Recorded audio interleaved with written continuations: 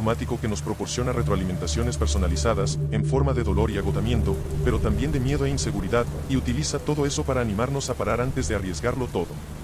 Pero la cuestión es que no tiene el control absoluto. A diferencia del regulador de un motor, el nuestro no puede detenernos a menos que le compremos sus tonterías y aceptemos abandonar. Desgraciadamente, la mayoría de nosotros nos rendimos cuando hemos dado solo un 40% de nuestro máximo esfuerzo. Incluso cuando sentimos que hemos llegado a nuestro límite absoluto, todavía tenemos un 60% más que dar. Eso es el regulador en acción. Una vez que lo sepas, es simplemente cuestión de ampliar tu tolerancia al dolor, dejar ir tu identidad y todas las historias que te hacen autolimitarte, para que puedas llegar al 60%, luego al 80% y más allá, sin rendirte. Yo llamo a esto la regla del 40%, y la razón por la que es tan poderosa es que si la sigues, desbloquearás tu mente a nuevos niveles de rendimiento y excelencia en el deporte y en la vida, y tus recompensas serán mucho más significativas que mero éxito material. La regla del 40% puede aplicarse a todo lo que hacemos. Porque en la vida casi nada sale exactamente como esperamos. Siempre hay desafíos, ya sea en el trabajo o en la escuela, o sintiéndonos a prueba en nuestras relaciones más íntimas o importantes, todos tendremos la tentación de alejarnos de los compromisos, renunciar a nuestras metas y sueños, y traicionar nuestra propia felicidad en algún momento. Porque nos sentimos vacíos, como si no tuviéramos nada más que dar, cuando no hemos aprovechado ni la mitad del tesoro enterrado en lo más profundo de nuestras mentes, corazones y almas. Sé lo que se siente acercarse a un callejón sin salida, sentirse agotado. He pasado por ello demasiadas veces para contarlas. Comprendo la tentación de autodefraudarse, pero también sé que ese impulso es causado por el deseo de comodidad de tu mente, y no te está diciendo la verdad. Es tu identidad que trata de encontrar un santuario, en lugar de ayudarte a crecer. Busca mantener el status quo, no alcanzar la grandeza ni buscar la plenitud. Pero la actualización de software que necesitas para apagar a tu regulador no es una descarga supersónica. Se necesitan 20 años para ganar 20 años de experiencia, y la única manera de ir más allá de tu 40% es encallecer tu mente, día tras día. Lo que significa que tendrás que ir tras el dolor, como si fuera tu maldito trabajo. Imagina que eres un boxeador y que en tu primer día en el ring recibes un golpe en la barbilla. Te va a doler como el puto demonio, pero al 10º año de ser boxeador, no te detendrás por un solo golpe. Serás capaz de absorber 12 rounds de paliza seguidos y volver al día siguiente a luchar de nuevo. No es que los golpes hayan perdido fuerza. Tus oponentes serán aún más fuertes. El cambio se ha producido en tu cerebro. Has encallecido tu mente. A lo largo de un periodo de tiempo, tu tolerancia al sufrimiento mental y físico se habrá ampliado porque tu software habrá aprendido que puedes aguantar mucho más que un puñetazo, y si te mantienes en cualquier tarea que intente derribarte, cosecharás recompensas. ¿No eres boxeador? Digamos que te gusta correr, pero tienes un dedo meñique del pie roto. Apuesto a que si sigues corriendo con él, muy pronto serás capaz de correr con las piernas rotas. Suena imposible, ¿verdad? Yo sé que es cierto, porque he corrido con las piernas rotas, y ese conocimiento me ha ayudado a soportar todo tipo de agonías en el circuito ultra, lo que ha revelado un claro manantial de confianza en mí mismo del que bebo siempre que mi tanque está vacío. Pero nadie aprovecha su reserva de 60% de inmediato o de una sola vez. El primer paso es recordar que tu explosión inicial de dolor y fatiga es tu regulador hablando. Una vez que lo hagas, tendrás el control del diálogo en tu mente y podrás recordarte a ti mismo que no estás tan agotado como crees. Que no lo has dado todo. Ni siquiera te has acercado. Creerlo de verdad te mantendrá en la lucha, y eso vale un 5% más. Claro, eso es más fácil de leer que de hacer. No fue fácil empezar la cuarta vuelta de la Jet 100 porque sabía lo mucho que iba a doler, y cuando te sientes muerto y enterrado, deshidratado, exprimido y destrozado al maldito 40%, encontrar ese 60% extra parece imposible. No quería que mi sufrimiento continuara. Nadie lo quiere. Por eso la frase, el cansancio nos vuelve cobardes a todos, es una mierda muy cierta. Eso sí, aquel día no sabía nada de la regla del 40%. El Jet 100 fue cuando empecé a contemplarlo, pero me había topado con una pared muchas veces antes, y había aprendido a mantenerme alerta y con la mente lo suficientemente abierta como para recalibrar mis objetivos incluso en mis momentos más críticos. Sabía que permanecer en la lucha es siempre el primer paso, el más difícil, y el más gratificante. Por supuesto, es fácil tener la mente abierta cuando sales de la clase de yoga y estás dando un paseo por la playa, pero cuando estás sufriendo, mantener la mente abierta es un trabajo difícil. Lo mismo ocurre si te enfrentas a un reto desalentador en el trabajo o en la escuela. Tal vez te enfrentes a un examen de 100 preguntas y sepas que has fallado en las primeras 50. En ese momento, es muy difícil mantener la disciplina necesaria para obligarte a seguir tomando el examen en serio. También es imperativo que la encuentres porque en cada fracaso hay algo que ganar, aunque solo sea práctica para el próximo examen que tendrás que hacer. Porque ese próximo examen va a llegar. Eso es una garantía. No empecé mi cuarta vuelta ni con una pizca convicción. Estaba en modo de espera, y a la mitad de la primera subida me mareé tanto que tuve que sentarme bajo un árbol durante un rato. Me pasaron 2 corredores, uno a la vez. Se acercaron a echarme un ojo, pero les hice señas para que siguieran adelante. Les dije que estaba bien. Sí, me iba muy bien. Era todo una coscoña. Desde donde estaba podía ver la cresta de la colina de arriba y me animé a caminar al menos hasta allí. Si después de eso aún quería abandonar, me dije a mí mismo que estaría dispuesto a firmar mi salida, y que no hay que avergonzarse por no terminar el Hurt 100. Me lo repetí una y otra vez porque así es como funciona nuestro regulador. Te masajea el ego, aunque te impida alcanzar tus objetivos. Pero una vez que llegué a la cima de la subida, el terreno más alto me dio una nueva perspectiva y vi otro lugar a lo lejos y decidí cubrir también ese pequeño tramo de barro, roca y raíces, ya sabes, antes de abandonar definitivamente. Una vez que llegué allí, me encontré con una larga bajada y, aunque el terreno era problemático, parecía mucho más fácil que la subida. Sin darme cuenta, había llegado a un punto en el que era capaz de trazar estrategias. En la primera subida, estaba tan mareado y débil que me vi envuelto en un momento de mierda, el cual me bloqueó el cerebro. No había espacio para la estrategia. Solo quería abandonar, pero al avanzar un poco más había restablecido mi cerebro. Me había calmado y me había dado cuenta de que podía hacer de la carrera algo factible, y así seguir en el juego me daba esperanza, y la esperanza es adictiva.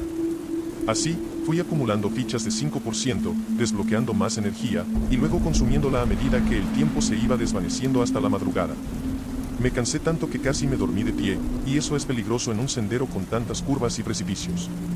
Cualquier corredor podría haberse quedado dormido y haber caído a las profundidades de esos precipicios. Lo único que me mantenía despierto era el pésimo estado del camino. Me caí de culo docenas de veces. Mis tenis de calle estaban fuera de su elemento. Parecía que corría sobre hielo, y la inevitable caída era siempre un disturbio, pero al menos me despertaba. Corriendo un poco y luego caminando un tramo, pude avanzar hasta el kilómetro 120, la bajada más dura de todas. Fue entonces cuando vi a Karl Meltzer, la cabra veloz, coronando la colina detrás de mí. Llevaba una lámpara en la cabeza y otra en la muñeca, y una cangurera con 2 grandes botellas de agua. Su silueta delineada por la luz rosada del amanecer, se lanzó cuesta abajo, sorteando un tramo en el que yo tropecé y busqué a tientas las ramas de los árboles para mantenerme en pie. Estaba a punto de darme la vuelta, a 3 kilómetros de la línea de meta, a punto de batir el récord de la carrera, 22 horas y 16 minutos, pero lo que más recuerdo es lo elegante que se veía corriendo a un increíble ritmo de 6:30 minutos por kilómetro. Estaba levitando sobre el barro, en un zen totalmente diferente. Sus pies apenas tocaban el suelo, y era un espectáculo jodidamente hermoso. La cabra veloz era la encarnación de la respuesta a la pregunta que colonizó mi mente después del maratón de Las Vegas. ¿De qué soy capaz? Me preguntaba una y otra vez. Ver a ese cabrón deslizarse por el terreno más desafiante me hizo darme cuenta de que hay otro nivel de atleta ahí fuera en el mundo, y que también había algo de eso dentro de mí. De hecho, está en todos nosotros. No estoy diciendo que la genética no desempeñe un papel en el rendimiento deportivo, ni que todo el mundo tenga una capacidad oculta para correr 1500 metros en 4 minutos, clavar una canasta como LeBron James, lanzar como Steph Curry o correr la Hurt 100 en 22 horas. No todos tenemos el mismo suelo ni el mismo techo, pero cada uno de nosotros tiene mucho más de lo que sabemos, y cuando se trata de deportes de resistencia como el ultrarunning, todo el mundo puede lograr hazañas que antes consideraba imposibles. Para ello, debemos cambiar de mentalidad, estar dispuestos a desechar nuestra identidad y hacer el esfuerzo extra de hallar siempre más, para llegar a ser aún más. Debemos deshacernos de nuestro regulador. Aquel día, en el circuito Head 100, después de ver a Meltzer correr como un superhéroe, terminé mi cuarta vuelta con todo tipo de dolor y me tomé el tiempo de verlo celebrar, rodeado de su equipo. Acababa de lograr algo que nadie había hecho antes y ahí estaba yo, con otra vuelta completa por delante. Mis piernas eran de goma, mis pies estaban hinchados. No quería continuar, pero también sabía que era mi dolor el que hablaba por mí. Mi verdadero potencial estaba aún por determinarse. Mirando hacia atrás, diría que había dado el 60%, lo que significaba que mi tanque estaba justo por debajo de la mitad. Me gustaría sentarme aquí a decirte que fui de lleno y vacié ese puto tanque en la quinta vuelta, pero seguía siendo un mero turista en el planeta Ultra. No era el dueño de mi mente. Estaba en el laboratorio, todavía en modo descubrimiento, y caminé cada paso de mi quinta y última vuelta. Me llevó 8 horas, pero la lluvia había cesado, el resplandor tropical del cálido sol hawaiano era fenomenal, y conseguí hacerlo. Terminé la Hort 100 en 33 horas y 23 minutos, justo por debajo del límite de 36 horas, lo que me valió el 9º puesto. Solo 23 atletas terminaron la carrera, y yo fui uno de ellos. Estaba tan destrozado después de eso, que entre 2 personas me llevaron al coche y Kate tuvo que subirme a mi habitación en una maldita silla de ruedas. Cuando llegamos allí, teníamos más trabajo que hacer. Quería terminar mi solicitud de Bad Ubute lo antes posible, así que, sin siquiera una siesta, pulimos esa mierda. En cuestión de días, Costman me envió un correo electrónico para comunicarme que me habían aceptado en Bad Ubute. Fue una sensación grandiosa. También significó que durante los siguientes 6 meses tendría 2 trabajos a tiempo completo. Era un SEALs de la Marina en plena preparación para Bad Ubute. Esta vez me volví estratégico y específico porque sabía que para dar rienda suelta a mi mejor rendimiento, si quería superar el 40%, vaciar mi depósito y aprovechar todo mi potencial, tenía que darme primero una oportunidad. No investigué ni me preparé lo suficientemente bien para la Hort 100. No había previsto la dureza del terreno, no tuve equipo de apoyo para la primera parte de la carrera y no tuve una fuente de agua de reserva. No llevé 2 linternas frontales, que me habrían ayudado durante la larga y lúgubre noche, y aunque seguro que sentí que había dado todo lo que tenía, nunca tuve la oportunidad de acceder a mi verdadero 100%. Bad Ubute iba a ser diferente. Investigué de día y de noche. Estudié el recorrido, tomé nota de las variaciones de temperatura y elevación, y las tracé. No solo me interesaba la temperatura del aire. Profundicé en el tema para saber qué tan caliente estaría el pavimento en el día más caluroso de Death Valley. Busqué vídeos de la carrera en Google y los vi durante horas. Leí los blogs de los corredores que la habían completado, tomé nota de sus dificultades y de sus técnicas de entrenamiento. Conduje hacia el norte, a Death Valley, y exploré todo el recorrido. Ver el terreno de cerca me reveló su brutalidad. Las primeras 67 kilómetros y medio eran totalmente planos, una carrera a través de los altos hornos de Dios, que ardían a máxima temperatura. Esa sería mi mejor oportunidad para hacer un gran tiempo, pero para sobrevivir, necesitaría 2 vehículos de la tripulación para saltar del uno al otro y establecer estaciones de enfriamiento cada tercio de kilómetro. Pensar en ello me emocionaba, pero de nuevo, aún no lo estaba viviendo. Estaba escuchando música, con las ventanas abajo en un día de primavera en un desierto floreciente. Estaba en las nubes. Todo seguía siendo una puta fantasía. Marqué los mejores lugares para instalar mis estaciones de enfriamiento. Tomé nota de los puntos en los que el arcén era amplio y en los que había que evitar detenerse. También tomé nota de las gasolineras y otros lugares para recargar agua y comprar hielo. Casi no había, pero todos los señalé en mi mapa. Después de correr el martirio del desierto me ganaría un respiro del calor y lo pagaría con la altitud. La siguiente etapa de la carrera era una subida de 30 kilómetros hasta el Town Pass, a 1400 metros. El sol se pondría para entonces y, tras recorrer ese tramo, me detuve, cerré los ojos y lo visualicé todo. La investigación es una parte de la preparación, otra es la visualización. Después de la subida al Town Pass, me enfrentaría a un descenso rompehuesos de 15 kilómetros. Podía ver cómo se desplegaba desde la cima del paso. Una de las cosas que aprendí de la Hort 100 es que correr cuesta abajo te deja bien jodido, y esta vez lo haría sobre el asfalto. Cerré los ojos, abrí mi mente y traté de sentir el dolor en mis cuádriceps, pantorrillas, rodillas y espinillas. Sabía que mis cuádriceps se llevarían la peor parte de esa bajada, así que tomé nota de que tenía que ganar más músculo. Mis muslos tendrían que estar forjados en acero. La subida de 30 kilómetros por el Darwin Pass a partir del kilómetro 115 sería un infierno total. Tendría que correr y caminar en esa sección, pero el sol ya surcaba el horizonte, agradecería el frío de Lone Pine, y a partir de ahí podría recuperar algo de tiempo porque ahí es donde la carretera vuelve a ser plana, antes de llegar a la subida final de 20 kilómetros por Whitney Portal Road, hasta la línea de meta a 2550 metros.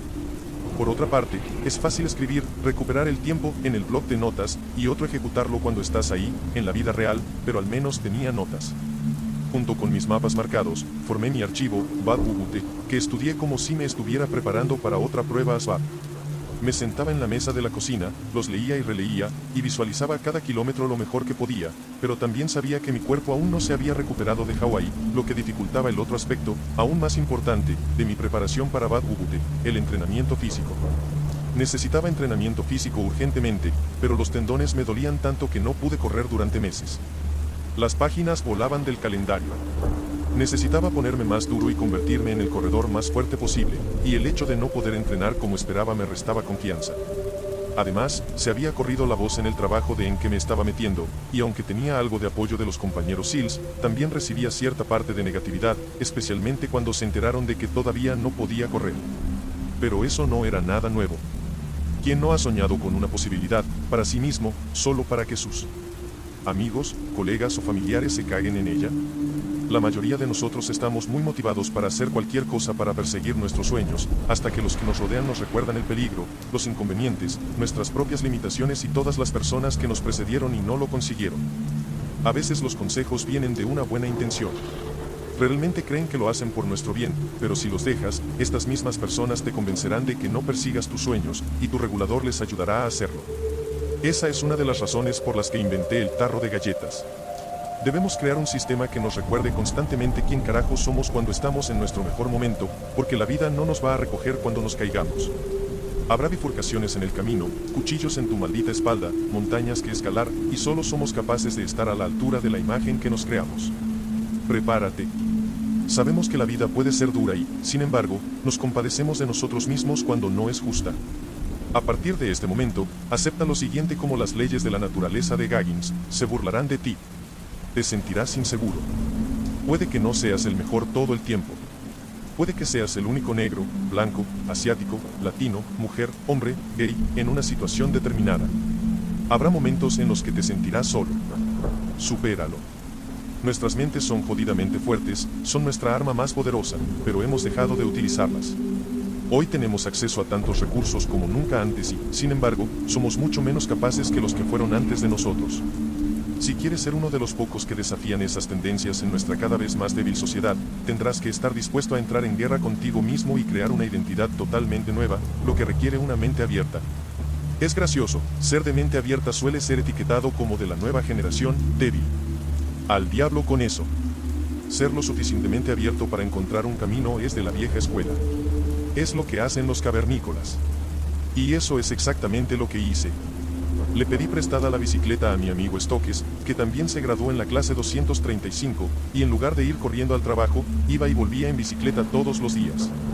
Había una elíptica en el gimnasio nuevo del equipo 5, y la utilizaba una y, en ocasiones, 2 veces al día, con 5 capas de ropa. El calor de Death Valley me daba hasta el culo de miedo, así que lo simulaba. Me vestí con 3 o 4 pares de pantalones de chándal, varias sudaderas, una sudadera con capucha y un gorro de lana, todo ello envuelto en una chamarra Gore-Tex. Después de 2 minutos en la elíptica, mi ritmo cardíaco estaba en 170, y me quedaba así durante 2 horas seguidas.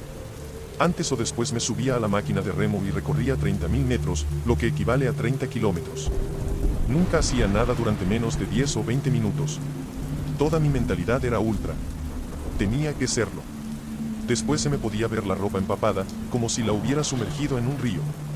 La mayoría de mis compañeros pensaban que estaba loco, pero a mi antiguo instructor de EBDS, al comandante Gorila, le encantaba. Esa primavera me asignaron como instructor de guerra terrestre para los SEALs en nuestra base de Neyland, California, un lamentable trozo de desierto del sur de California, con sus parques de caravanas llenos de desempleados adictos a la metanfetamina. Los vagabundos drogados, que se filtraban por los asentamientos en desintegración del Saltón Sea, una masa de agua interior a 95 kilómetros de la frontera con México, eran nuestros únicos vecinos. Cada vez que me cruzaba con ellos en la calle durante una carrera de mochila de 15 kilómetros, me miraban como si fuera un extraterrestre que se hubiera materializado desde una de sus visiones psicodélicas al mundo real. Igualmente, iba vestido con 3 capas de ropa y una chaqueta de Gore-Tex con un calor de 38 grados Celsius. Claro que parecía un mensajero malvado del más allá. Para entonces, mis lesiones se habían vuelto manejables y corría 15 kilómetros a la vez, luego caminaba por las colinas alrededor de Neyland durante horas, cargado con una mochila de 20 kilos. Los chicos del equipo que entrenaba también me consideraban un ser extraterrestre, y algunos de ellos me temían más que a los drogadictos. Pensaban que me había pasado algo en el campo de batalla, en ese otro desierto donde la guerra no era un juego. Lo que no sabían era que el campo de batalla para mí era mi propia mente. Volví a Death Valley para entrenar e hice una carrera de 15 kilómetros corriendo en un traje de sauna. Esa cosa estaba caliente como el infierno, pero tenía la carrera más dura del mundo por delante, y ya había corrido 160 kilómetros 2 veces. Sabía lo que se sentía, y la idea de tener que afrontar otros 55 kilómetros me petrificaba. Por supuesto, hablaba con talento retórico, proyectaba todo tipo de confianza y recaudaba decenas de miles de dólares, pero una parte de mí no sabía si tenía lo necesario para terminar la carrera, así que tuve que inventarme un entrenamiento físico lo suficientemente bárbaro como para darme una oportunidad a mí mismo. Hace falta mucha voluntad para esforzarse cuando se está solo. Odiaba levantarme por la mañana sabiendo lo que me deparaba el día. Me sentía muy solitario, pero sabía que en el recorrido de Bad Bubute llegaría a un punto en el que el dolor se haría insoportable y se sentiría insuperable. Tal vez sería en el kilómetro 50 o 60, o tal vez más tarde, pero habría un momento en el que querría abandonar, y tenía que ser capaz de extinguir las decisiones de un segundo para seguir en el juego y acceder al 60% que me quedaba por explotar. Durante todas las horas de entrenamiento a solas en el calor, empecé a diseccionar la mentalidad de rendición y me di cuenta de que si quería desempeñarme cerca de mi potencial absoluto y hacer que la Fundación Guerrero se sintiera orgullosa, tendría que hacer algo más que responder a las simples preguntas que surgieran. Tendría que sofocar la mentalidad de rendición antes de que ganara cualquier tracción. Antes de preguntarme, ¿por qué necesitaría mi tarro de galletas para convencerme de que, a pesar de lo que decía mi cuerpo, yo era inmune al sufrimiento? Porque nadie abandona una carrera ultra o una semana infernal en una fracción de segundo. La gente toma la decisión de abandonar horas antes de que suene la campana, así que tenía que estar lo suficientemente presente como para reconocer cuando mi cuerpo y mi mente estaban empezando a fallar para cortocircuitar el impulso de buscar una salida, mucho antes de caer en ese fatal precipicio. Ignorar el dolor o bloquear la verdad como hice en la San Diego One Day no funcionaría esta vez, y si estás a la cacería de tu 100% debes catalogar tus debilidades y vulnerabilidades. No las ignores. Prepárate para ellas, porque en cualquier evento de resistencia, en cualquier entorno de alto estrés, tus debilidades saldrán a la superficie como un mal karma, se acumularán en volumen y te abrumarán. A menos que te adelantes a ellas primero. Se trata de un ejercicio de reconocimiento y visualización. Debes reconocer lo que vas a hacer, destacar lo que no te gusta de ello y dedicar tiempo a visualizar todos y cada uno de los obstáculos que puedas. A mí me daba miedo el calor, así que en el periodo previo a Bad Bubute imaginé nuevos y más medievales rituales de autotortura disfrazados de sesiones de entrenamiento, o tal vez fue al revés. Me dije que era inmune al sufrimiento, pero eso no significaba que fuera inmune al dolor. Sentía dolor como todo el mundo, pero me comprometía a trabajar para evitarlo y superarlo, para que no me desbaratara. Cuando llegué a la línea de partida en Bad Bubute a las 6 a.m. del 22 de julio de 2006, ya había expandido mi regulador al 80%. Había duplicado mi límite en 6 meses, ¿y sabes lo que eso me garantizó? Una puta mierda. Bad Bubute tiene un comienzo escalonado, por turnos. Los novatos empezaban a las 6 de la mañana, los corredores veteranos a las 8 de la mañana y los verdaderos contendientes no salían sino hasta las 10 de la mañana, lo que los ponía en Death Valley a la hora del calor máximo. Chris Costman era un hijo de perra graciosísimo. Pero no sabía que le había dado a un cabrón duro una seria ventaja táctica. No yo. Estoy hablando de Akos Kounia. Akos y yo nos reunimos la noche anterior en el Furnace Creek Inn, donde se alojaban todos los atletas. Él también era primerizo, y tenía mucho mejor aspecto desde la última vez que nos vimos. A pesar de sus problemas en la Hurt 100, que, por cierto, terminó en 35 horas y 17 minutos, sabía que Akos era un atleta, y como los dos estábamos en el primer grupo le dejé que me acompañara por el desierto. Mala decisión. Durante los primeros 17 kilómetros estuvimos uno al lado del otro, y parecíamos una pareja extraña. Akos es un húngaro de 1.52 metros y 55 kilos. Yo era el hombre más robusto de la carrera, con 1.82 metros y 88 kilos, y el único negro. Akos estaba patrocinado y vestido con un colorido atuendo lleno de logos de sus patrocinadores. Yo llevaba una camiseta de tirantes gris ya rota, unos pantalones cortos negros para correr y unas gafas de solo Oakley aerodinámicas. Llevaba los pies y los tobillos envueltos en cinta de compresión y metidos en unos tenis para correr rotos, pero todavía elásticos. No llevaba el equipo de los SEALs de la Marina ni el atuendo de la Fundación Guerrero. Prefería ir de incógnito. Era la figura en las sombras que se infiltraba en un nuevo mundo de dolor. Aunque Akos marcó un ritmo rápido, el calor no me molestó, en parte porque era temprano y porque me había entrenado muy bien para el calor. Éramos los dos mejores corredores del grupo de las 6 de la mañana por mucho y... Cuando pasamos por el Furnace Creek Inn a las 8:40, algunos de los corredores del grupo de las 10 de la mañana estaban fuera, incluido Scott Jurek, el campeón defensor, poseedor del récord de Bad Bubute y una leyenda del ultra. Debe haber sabido que estábamos haciendo un gran tiempo, pero no estoy seguro de que se diera cuenta de que acababa de ver a su más dura competencia. Durante mi primera Bad Bubute. Poco después, Akos puso algo de espacio entre nosotros, y en el kilómetro 40, empecé a darme cuenta de que, una vez más, había ido demasiado rápido. Estaba mareado y aturdido, y tenía problemas gastrointestinales. Traducción: tuve que cagar al lado de la carretera.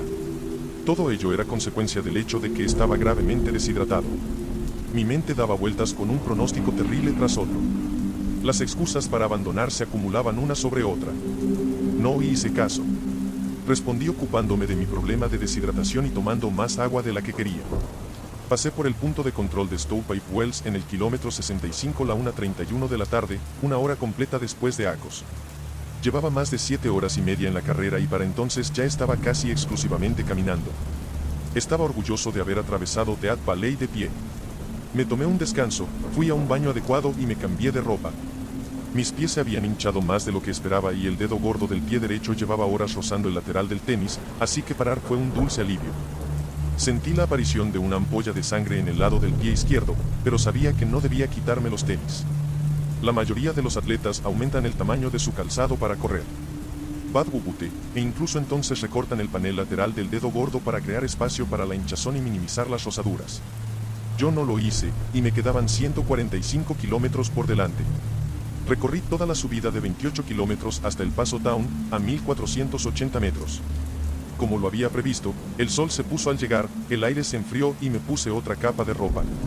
En el ejército siempre decimos que no subimos al nivel de nuestras expectativas, sino que caemos al nivel de nuestro entrenamiento, y mientras subía por la sinuosa carretera con mi ampolla calándome, caí en el mismo ritmo que encontraría en mis largas caminatas con mochila en el desierto alrededor de Nailen. No estaba corriendo, pero mantuve un ritmo fuerte y cubrí mucho terreno. Me ceñí a mi guión, corrí todo el descenso de 15 kilómetros, y mis cuádriceps pagaron el precio. También lo hizo mi pie izquierdo. La ampolla crecía a cada momento. Podía sentir que era del tamaño de un globo aerostático. Si tan solo se expandiera a través de mi tenis como una caricatura animada, y continuara expandiéndose hasta llevarme a las nubes y dejarme caer en la cima del mismo monte Whitney. Pero no hubo suerte. Seguí caminando, y aparte de mi equipo, que incluía, entre otros, a mi esposa, Kate era la jefa de equipo, y a mi madre, no vi a nadie más. Me encontraba en una carrera eterna, marchando bajo un cielo de cúpula negra que brillaba con la luz de las estrellas. Llevaba tanto tiempo caminando que esperaba que un enjambre de corredores se materializara en cualquier momento y me dejara a su paso. Pero no apareció nadie. El único indicio de vida en el planeta Dolor era el ritmo de mi propia respiración caliente, el ardor de mi ampolla de caricatura y las luces altas y las luces traseras rojas de los corredores que atravesaban la noche californiana. Así fue, hasta que el sol estaba a punto de salir y un enjambre llegó por fin al kilómetro 175. Estaba agotado y deshidratado para entonces, cubierto de sudor, suciedad y sal, cuando los tábanos empezaron a bombardearme de uno en uno. 2 se convirtieron en 4, que a su vez se convirtieron en 10 y 15. Golpeaban sus alas contra mi piel, me mordían los muslos y se metían en mis oídos. Esta mierda era bíblica, y era mi última prueba. Mi equipo se turnó para quitarme las moscas de la piel con una toalla. Ya estaba en territorio de marcas personales. Había cubierto más de 175 kilómetros a pie, y con solo 40 kilómetros por delante no había ninguna maldita manera de que estas moscas del diablo me detuvieran. ¿Verdad? Seguí marchando, y mi equipo siguió matando moscas durante los siguientes 8 kilómetros. Desde que vi a Acos huir de mí después del kilómetro 27, no había visto a otro corredor de Bad Bubute hasta el kilómetro 195, cuando Kate se puso a mi lado. Scott Jurek está 2 kilómetros detrás de ti, dijo. Llevábamos más de 26 horas de carrera y Acos ya había terminado, pero el hecho de que Jurek me estuviera alcanzando ahora significaba que mi tiempo debía de ser bastante bueno. No había corrido mucho, pero todas esas carreras con mochilas de Nailen hicieron que mi paso fuera rápido y fuerte. Fui capaz de hacer kilómetros de 13 minutos, y me alimenté sobre la marcha para ahorrar tiempo. Una vez que todo terminó, cuando examiné los parciales y los tiempos de llegada de todos los competidores, me di cuenta de que mi mayor temor, el calor, en realidad me había ayudado. Era el gran ecualizador. Hizo que los corredores rápidos fueran más lentos.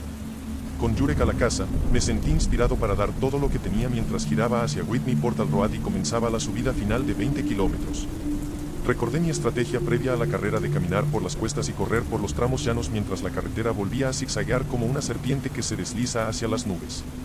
Jurek no me perseguía a mí, pero sí perseguía a algo. Acos había terminado en 25 horas y 58 minutos y Jurek no había estado en su mejor momento ese día. El tiempo se estaba acabando en su esfuerzo por repetir como campeón de Bad Bubute, pero tenía la ventaja táctica de conocer el tiempo de Acos de antemano. También conocía sus parciales. Akos no pudo permitirse ese lujo, y en algún lugar de la carretera se había detenido para echarse una siesta de 30 minutos. Jurek no estaba solo. Tenía un corredor de apoyo que le pisaba los talones, un corredor formidable por derecho propio llamado Dusty Olson. Se dice que Olson corrió al menos 110 kilómetros de la carrera. Oí que se acercaban por detrás, y cada vez que la carretera cambiaba de dirección podía verlos tras de mí. Finalmente, en el kilómetro 205, en la parte más empinada de toda esta jodida carrera, estaban justo detrás de mí. Dejé de correr, me aparté del camino y los animé. Jurek era el ultracorredor más rápido de la historia en ese momento, pero su ritmo no era eléctrico a esas alturas de la carrera. Era consistente. La montaña se partía bajo sus pies a cada deliberado paso. Llevaba pantalones cortos para correr de color negro, una camiseta azul sin mangas y una gorra de béisbol blanca. Detrás de él, Olson llevaba su larga melena hasta los hombros envuelta con un pañuelo, por lo demás su uniforme era idéntico. Jurek era la mula y Olson no montaba. Vamos, Jurek. Vamos, Jurek. Esta es tu carrera, dijo Olson cuando me adelantaron. Nadie es mejor que tú. Nadie. Olson siguió hablando mientras corrían por delante, recordando a Jurek que tenía más que dar. Jurek le obedeció y siguió subiendo la montaña. Lo dejó todo en ese asfalto implacable. Fue increíble verlo. Jurek acabó ganando la edición de 2006 de Bad Wubute al terminar en 25 horas y 41 minutos, 17 minutos más rápido que Akos, que debió lamentar su siesta reparadora, pero eso no me concernía.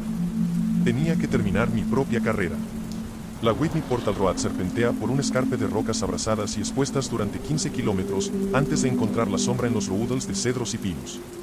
Animado por Jurek y su equipo, corrí la mayor parte de los últimos 10 kilómetros. Utilicé mis caderas para empujar mis piernas hacia adelante y cada paso era una agonía, pero después de 30 horas, 18 minutos y 54 segundos de correr, caminar, sudar y sufrir, rompí la cinta ante los vítores de una pequeña multitud. 30 veces quise rendirme. Tuve que esforzarme mentalmente para recorrer los 217 kilómetros, pero ese día compitieron 90 corredores, y yo quedé en quinto lugar. Akos y yo después de mi segunda Bad Wubute en 2007. Me clasifiqué tercero y Akos segundo. Me acerqué a una ladera cubierta de hierba en el bosque y me recosté en un lecho de agujas de pino mientras Kate me desabrochaba los zapatos. La ampolla había colonizado por completo mi pie izquierdo. Era tan grande que parecía un sexto dedo, del color y la textura de una goma de mascar de cereza. Me asombré mientras ella me quitaba la cinta de compresión de los pies. Luego me tambaleé hasta el escenario para aceptar mi medalla de las manos de Costman. Acababa de terminar una de las carreras más duras del planeta Tierra. Había visualizado ese momento al menos 10 veces y pensé que estaría eufórico, pero no lo estaba. Dedo del pie con ampollas después de Bad Wubute. Me entregó la medalla, me estrechó la mano y me entrevistó para el público, pero solo una parte de mí estaba ahí. Mientras hablaba, mi mente viajó a la subida final y a un paso por encima de los 2500 metros, donde la vista era irreal. Podía ver hasta Death Valley. Casi al final de otro horrible viaje, pude ver de dónde venía. Era la metáfora perfecta de mi retorcida vida. Una vez más estaba roto, destruido de 20 maneras diferentes, pero había superado otra evolución, otro crisol, y mi recompensa era mucho más que una medalla y unos minutos con el micrófono de Costman. Era una vara mucho más alta. Cerré los ojos y vi a Jurek y a Olson, a Akos y a Karl Meltzer. Todos ellos tenían algo que yo no tenía. Sabían cómo exprimir hasta la última gota y disponerse a ganar las carreras más difíciles del mundo, y era el momento de buscar esa sensación para mí. Me había preparado como un loco. Me conocía a mí mismo y al terreno. Me adelanté a la mentalidad de rendición, respondí a las preguntas sencillas y me mantuve en la carrera, pero había que hacer más. Todavía me quedaba algún lugar más alto para subir. Una brisa fresca agitó los árboles, secó el sudor de mi piel y alivió mis huesos adoloridos. Me susurró al oído y compartió un secreto que resonó en mi cerebro como un tambor que no se detendría nunca. No hay línea de meta, Gaggins. No hay línea de meta. Reto número 6. El objetivo principal aquí es empezar a eliminar lentamente el regulador de tu cerebro. Primero, un rápido recordatorio de cómo funciona este proceso. En 1999, cuando pesaba 135 kilos, mi primera carrera fue de 400 metros. En 2007, corrí 330 kilómetros en 39 horas, sin parar. No lo conseguí de la noche a la mañana, y tampoco espero que tú lo hagas. Tu trabajo consiste en ir más allá de tu punto límite actual. Tanto si corres en una cinta como si haces una serie de flexiones, llega al punto en el que estés tan cansado y te duela tanto que tu mente te pide que pares. A continuación, exige solo un 5 o 10% más. Si la mayor cantidad de flexiones que has hecho en un entrenamiento es 100, haz 105 o 110. Si normalmente corres 50 kilómetros cada semana, corre un 10% más la próxima semana. Este aumento gradual te ayudará a evitar lesiones y permitirá que tu cuerpo y tu mente se adapten lentamente a una nueva carga de trabajo. También restablece tu punto de partida, lo cual es importante porque estás a punto de aumentar tu carga de trabajo otro 5 o 10% la semana siguiente y la siguiente. Hay tanto dolor y sufrimiento en los retos físicos que es el mejor entrenamiento para tomar el mando de tu diálogo interior, y la nueva fuerza mental y la confianza que adquieres al seguir esforzándote físicamente se trasladará a otros aspectos de tu vida. Te darás cuenta de que, si estabas rindiendo poco en tus retos físicos, es muy probable que también estés rindiendo poco en la escuela y el trabajo. La conclusión es que la vida es un gran juego mental. La única persona contra la que juegas es contra ti mismo. Sigue este proceso y, pronto, lo que pensabas que era imposible será algo que harás todos los días de tu vida. Quiero escuchar tus historias. Públicalo en las redes sociales. Hashtags. No me puedes lastimar, hashtag la regla del 40% y hashtag no te conformes. Deja de buscar excusas y empieza a trabajar en serio. Tu mente es tu mejor aliada o tu peor enemiga, y depende de ti convertirla en un arma letal. Si quieres algo grande, deja de llorar por lo difícil que es y haz lo que se necesita para conseguirlo. Aquí no hay secretos mágicos ni atajos, solo disciplina, esfuerzo y coraje. Si este mensaje te sacudió, imagina lo que puedes lograr si empiezas a aplicarlo. Suscríbete a mi canal, dale like a este video y compártelo con quien necesita despertar. Juntos vamos a romper límites. Recuerda, no se trata de motivación pasajera, sino de construir fortaleza real. Nos vemos en el siguiente video. Muchas gracias.